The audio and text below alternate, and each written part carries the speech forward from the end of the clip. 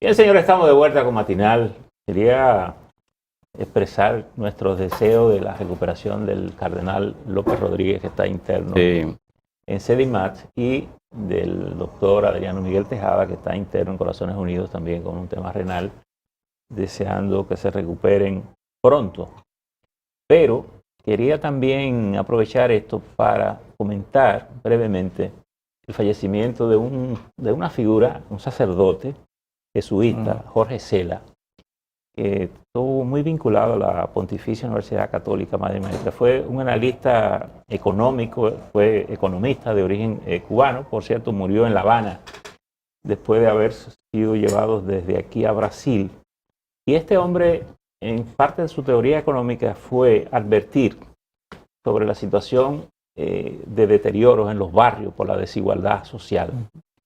A propósito de que tenemos con nosotros al arquitecto Andrés Navarro, miembro del Comité Político del Partido de la Liberación Dominicana, y que en sus inicios tuvo una experiencia en esos barrios de Santo Domingo, porque era una cosa que el padre Jorge Cela advirtió muy bien sobre la desigualdad social y económica y lo que eso estaba generando, lo que iba a generar en la República Dominicana. Bienvenido. Buenos días, un placer estar con ustedes, Percio, Laura, Caminero. Bueno, aquí nueva vez para compartir con ustedes.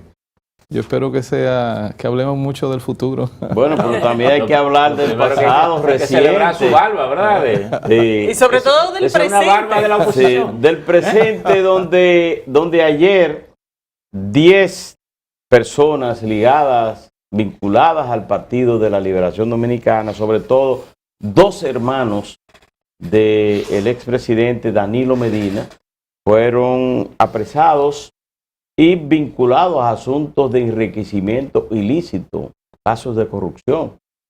Me gustaría conocer, ya el expresidente habló y dijo que eso era contraproducente, de cobardía, y que su familia no es una familia mafiosa, sino que se hizo un gobierno honesto. Me gustaría conocer qué ustedes harán como partido, usted miembro del comité político, qué harán en función de esos sometimientos y ya la reacción del expresidente. Bueno, Caminero, resulta que en el día de ayer, como han señalado, pues fueron apresados algunos exfuncionarios o personas vinculadas a ellos, precisamente del gobierno que encabezó el presidente Danilo Medina.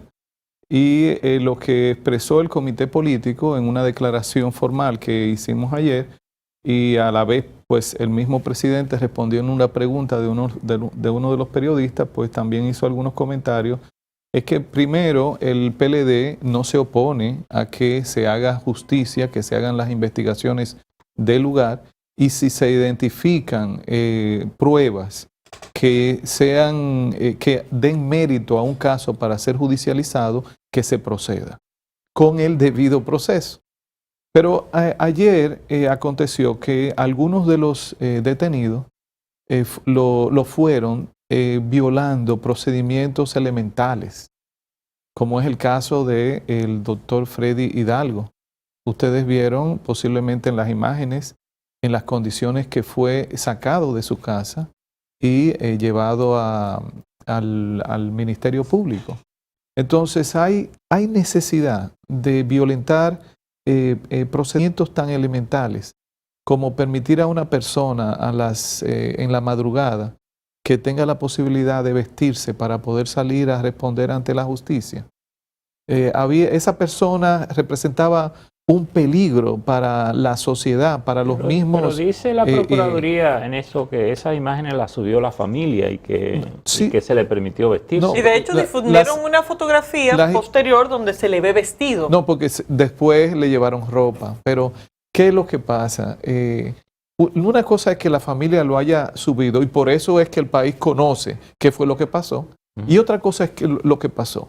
Independientemente de que se haya grabado o no, si eso pasa con cualquier ciudadano, es una violación y más un ciudadano que no se está resistiendo.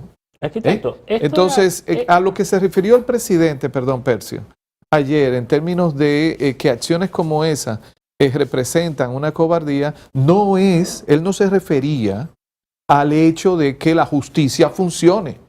y que cumpla con el debido proceso, muy por el contrario.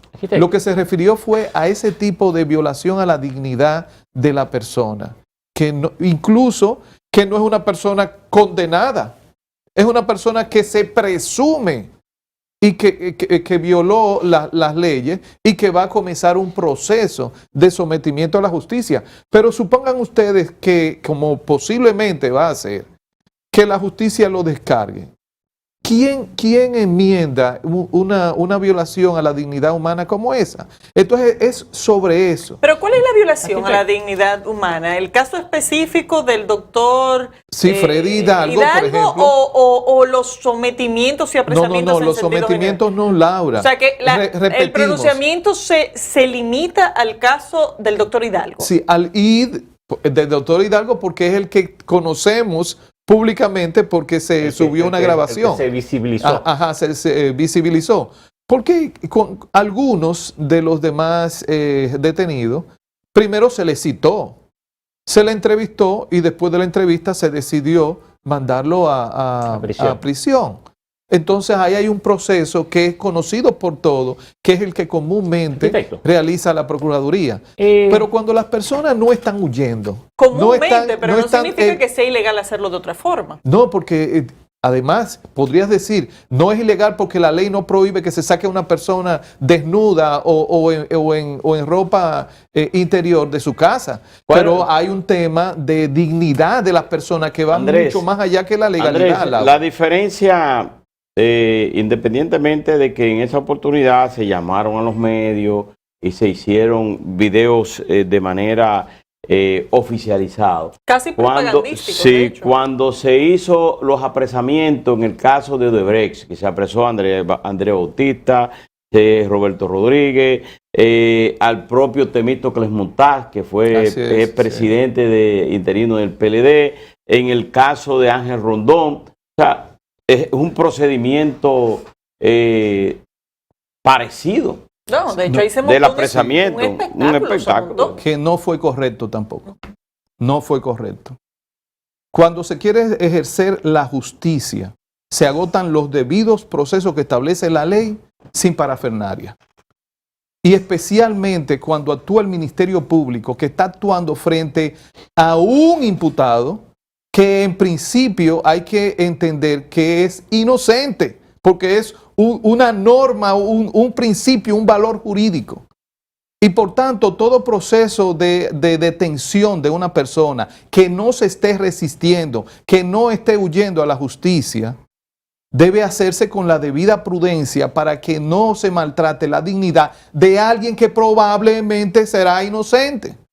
Entonces, no importa que haya sido en la administración anterior o en esta, tenemos que tener la responsabilidad de señalar así no se deben hacer las cosas. Si se quiere hacer justicia, si no se quiere hacer un espectáculo y, como bien dice Laura, un acto de propaganda, ¿no? Arquitecto, dice la Procuraduría que los imputados o los apresados estarían borrando posibles pruebas, pero quería relacionar esto con la primera pregunta del Partido de la Liberación Dominicana, en la que en esta circunstancia hay un caso muy particular. Es decir, no solo se trata de que el PLD reaccione, es que hay dos hermanos del expresidente Danilo Medina involucrados en este proceso.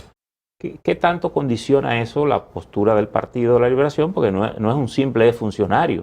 Aquí se trata de que la sangre corre por las mismas venas. Entonces, ¿cómo se va a manejar esto? Percio, ayer el presidente, de hecho, en sus palabras, expresó que una vez se agote el debido proceso y se dirima en la justicia estos casos, él, como hermanos de ellos, entienden que van a quedar descargados.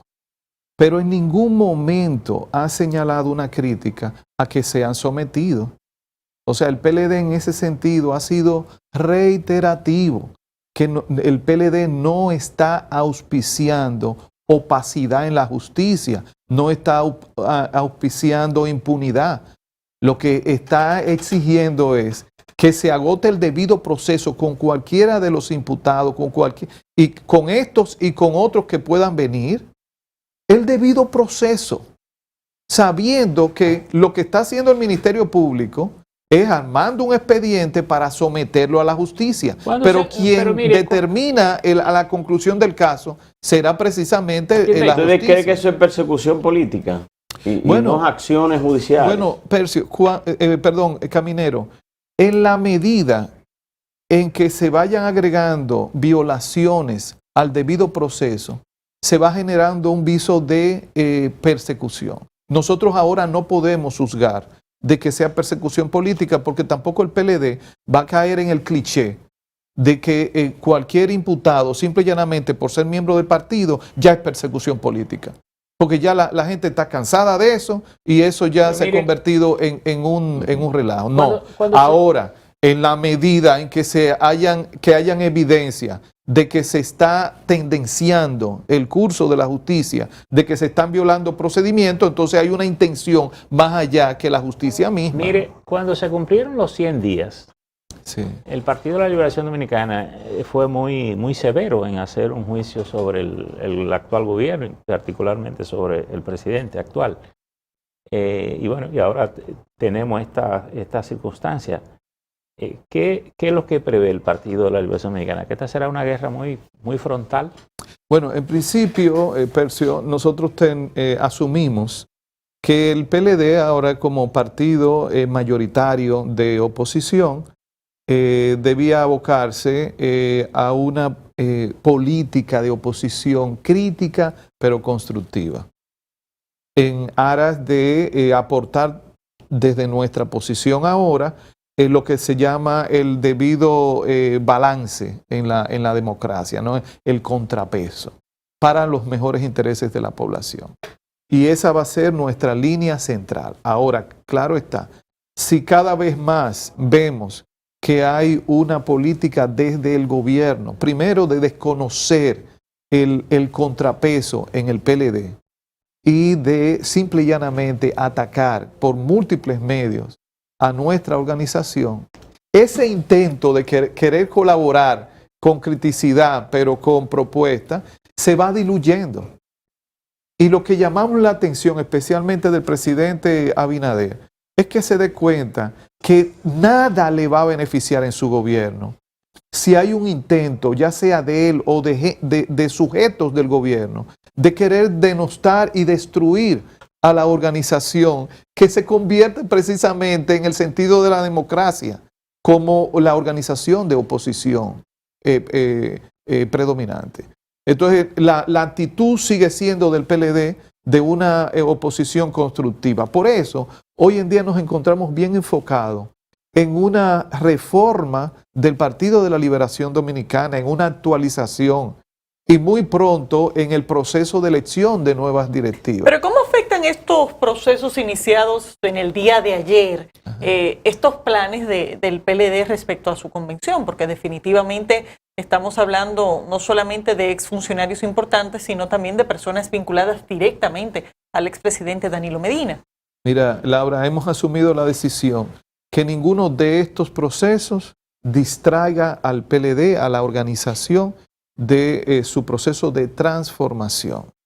Porque muy bien, si nos distrajéramos en esto, que no quiere decir ignorarlo, ni atenderlo, ni ser diligente frente a la defensa de los derechos de los imputados vinculados a nuestra organización, pero que también sabemos que tenemos un propósito de transformar nuestro partido, porque recuerden que ya el próximo año entra el presente gobierno con su propio presupuesto, con sus propias líneas de trabajo, y será muy importante que el pueblo dominicano tenga una organización política de oposición que realmente esté centrada en velar por los intereses de la población. Y esa es una gran responsabilidad que nosotros tenemos ahora al concluir nuestro congreso a principios del próximo año. A propósito de eso, el PLD comparte la oposición con la Fuerza del Pueblo y su ex líder, el ex líder del PLD, hoy de la Fuerza del Pueblo, Leonel Fernández, que en el día de ayer dijo que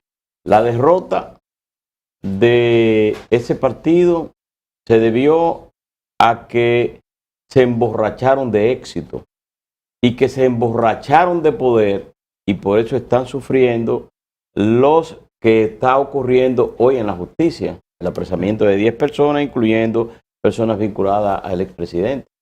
Lo triste de este tipo de expresión, Caminero, es que lo hace una persona que parece que en su mente piensa que el pueblo dominicano no le conoce. Que en su mente piensa cada vez que se expresa con respecto al PLD, que el pueblo dominicano no sabe quién es él, de dónde viene, cómo llegó a ser presidente. Y precisamente ante alusiones de esa, uno simplemente dice, bueno, vale la pena realmente reaccionar ante posiciones de una persona que lo que está actuando y hablando con despecho, porque no logró lo que tenía en lo que él entiende debe ser su destino, ¿no?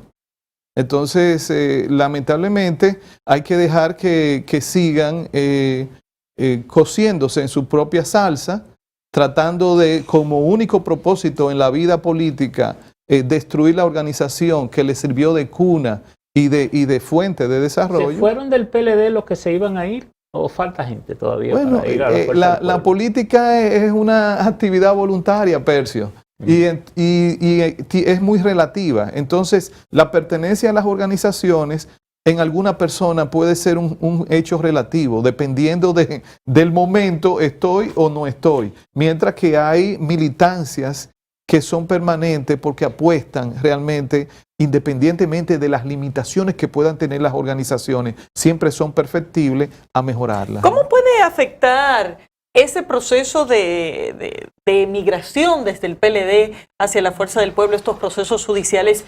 Y quisiera saber también en qué medida entiende usted que puede afectar el liderazgo de Danilo Medina dentro de la misma organización, que parece ahora mismo estar muy concentrado, pero que en el contexto de un congreso como el que tiene planificado el PLD pudiera representar la oportunidad de cambios significativos. Sí, Laura, la ventaja del liderazgo de Danilo Medina es que es un liderazgo en equipo.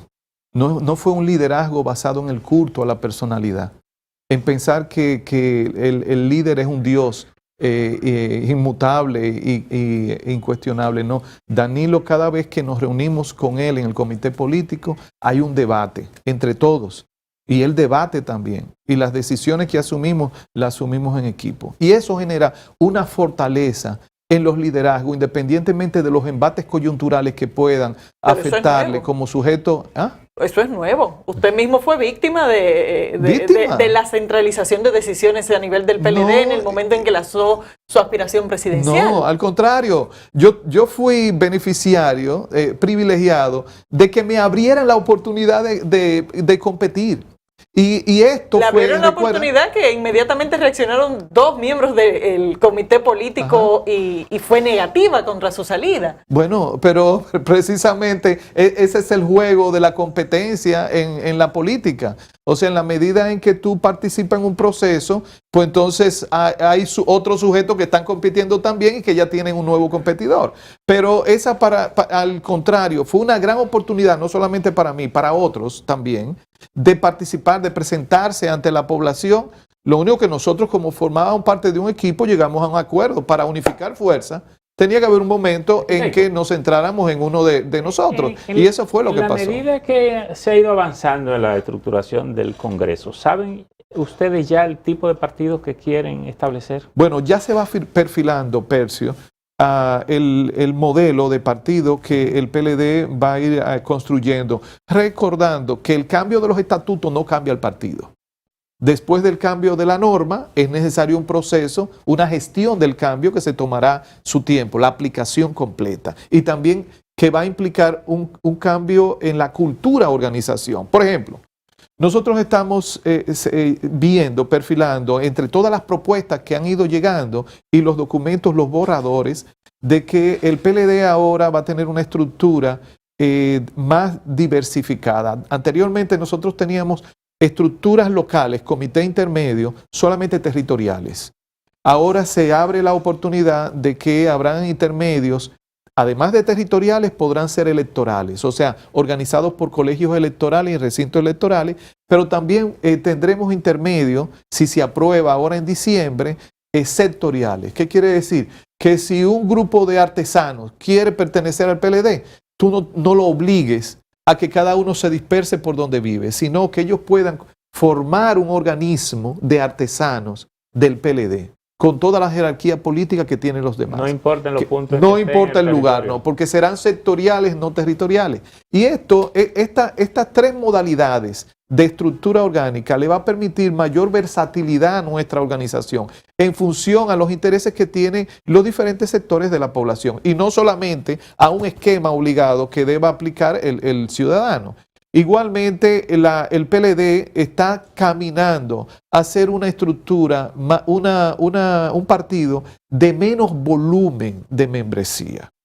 Hoy en día nosotros llegamos a tener casi 2.700.000 miembros afiliados. Oigan, eso no lo tiene ningún partido de Europa. Eso? ¿Cómo se reduce? Bueno, porque primero, recuerden que duramos 16 años en el gobierno. 20. Bueno, 20 años en total, 16 consecutivos, pero porque en los primeros 4 éramos un partido todavía de cuadros, pero siendo un partido ya de masa, duramos 16 años consecutivos. Y al PLD entró mucha gente porque éramos un partido oficialista. Ya no lo somos.